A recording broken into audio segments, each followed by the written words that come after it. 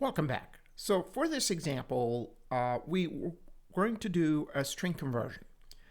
What does that mean? That means if we input data as a string, can we convert it to a numerical value, for example? And that's what we're going to do right now. So to do that, you need this library, stdlib.h, okay? So let me just show you quickly what functions are available for you for conversions. As you can see here, you has ATOF, ATOI. These are functions that allow you, one, to convert to a double or a float type, to an integer, etc. Okay? And you have other things you can do also, other functions that you could use. For example, if you want to do some integer arithmetics, you could do absolute values, etc. So these are some really good places to explore and see what might be available for you for your project and what you might want to do. Right now, I'm going to use ATOF. Let's see how that works. Let's say I have two numbers that I want to add together and print the result.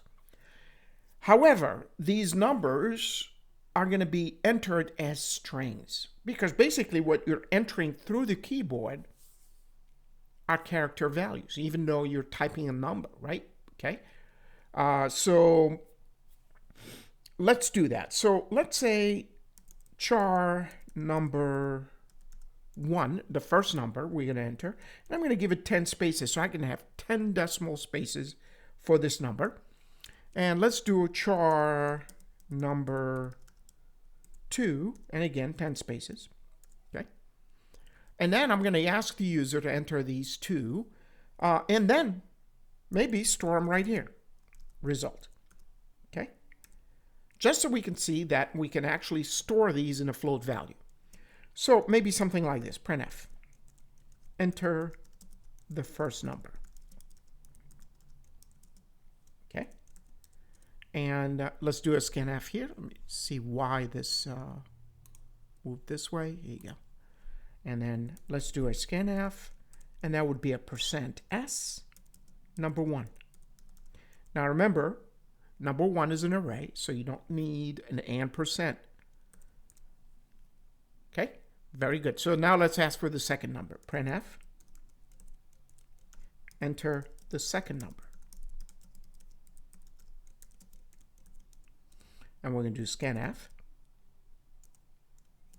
And again, %s number 2. Now remember, number 1 and number 2 are still strings. They're characters. So we need to convert them. We need to convert them into a float. One way to do this, we could say result. And remember, the function is called ATOF. ATOF. And then it will take an argument. And that will be the string that you want to convert to a float value. So if you just kept this ATOF number 1, then it will result will have number 1 as a value stored in the result. But we're doing an addition. So you can combine these as an operation. So these are function calls where you're supplying an argument of type string and it returns for you a float, right? So number 2. And now let's go ahead and print the result, printf. Result equals, and let's put a %.2f, so 2 decimal point precision /n, and let's go ahead and print the result. Okay, so this lesson, the objective is to see how an ATOF function will work, which we're dealing with string conversions where we need this header file to be able to do this. Okay.